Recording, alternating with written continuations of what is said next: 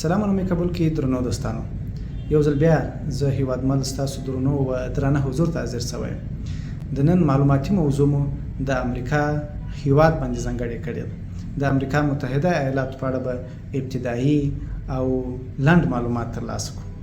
نو که غواړئ چې پوه شئ د امریکا په اړه، زموږ سره د دغه ویډیو تر پایه ملتیا وکړئ. د امریکا متحده ایالات د نړۍ له سترو ځواکمنو او اغیزناکو هیوادونو څخه یو هیواد دی چې په نړیوال سیاست، اقتصاد، ټکنالوژي، پوځي ځواک له اړخه په نړیوال سټیج کې یو مهم ځای لري.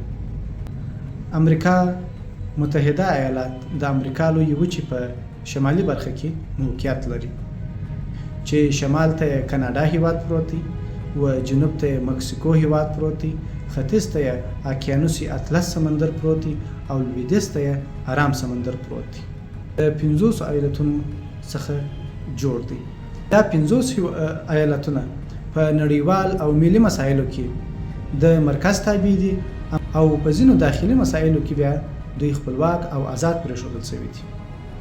مساحت یې 9.8 میلیونه کیلومتره مربع ته رسیږي او نفوس یې 315 میلیونه تنو ته رسیږي. رسمي ژبه یې انګلیسي ده. د نفوس او پراخوالي له لحاظه امریکا متحده ایالات د نړۍ له سترو درو هیوادونو له جملې څخه ګڼل کیږي چې هم د مساحت د نګاه څخه خورا لوی هیواد دی او هم د نفوس د نګاه څخه په نړیواله سطح باندې دریم هیواد دی چې ډیر نفوس په خپل ځان کې لري. تاسو د حکومت ډول دی. د حکومت ډول فدرالي جمهوریت دی. فدرالي جمهوریت یعنی د اجرایي قوې په سر کې ولسمشر قرار ولري، یعنی کوم کارونه چې عملاً ترسره کیږي، اجراءات ترسره کیږي، د هغه په راس کې ولسمشر قرار لري.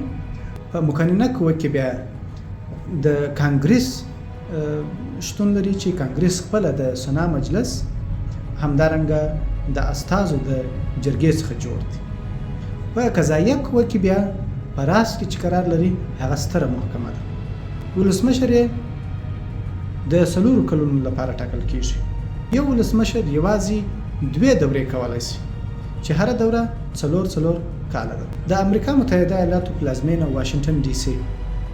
د امریکا متحده ایالاتو مهم ښارونه لکه نیویارک چې په اقتصادي لحاظ خورا مخکشه ایالت دی د امریکا، همدارنګه لاس انجلس چې د فلم او سیاحت په نګاه څخه خورا مخکشه دی، همدارنګه نور مهم ښارونه لکه سان فرانسیسکو ده، شیکاګو ده، همدارنګه نور مهم ښارونه هم لري. خو دغه تر ټولو مهم او اغیزناک ایالتونه او یا هم ښارونه بلل کیږي. امریکا د نړۍ تر ټولو لوی اقتصاد لري. په برخه کې د دوی یادونه وکړو لکه ګوګل، مایکروسافت، همدارنګه ایفل، داسې لوی فابریکې او داسې لوی برندونه او سازمانونه په امریکا متحده ایالاتو کې شتون لري. امریکا له مهاجرو جوړ هیواد دی، یعنی امریکا له وچه یو له هغه هیوادونو څخه دی چې ډېر مهاجرین یې قبول کړي دي، لکه د اروپا څخه مهاجرین، لکه د افریقا څخه، لکه د اسیا څخه، لکه همدارنګه د لاتین امریکا څخه او همدارنګه د نورو برخو څخه خلک ورته را مهاجر شوي دي او په امریکا کې استوګنه پیل کړې ده. په نړیوال سیاسي رول کې امریکا یو مهم او اغیز لرونکی هیواد بلل کیږي. امریکا د نړۍ تر ټولو ستر پوځي ځواک لري.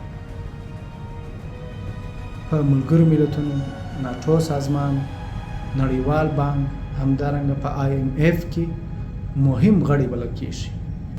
امریکا متحده ایالات د نړۍ له مهمو هیوادونو څخه دی چې سیاسي، کلتوري، اقتصادي اغیز پر ټوله نړۍ باندې پراخ اغیز لري.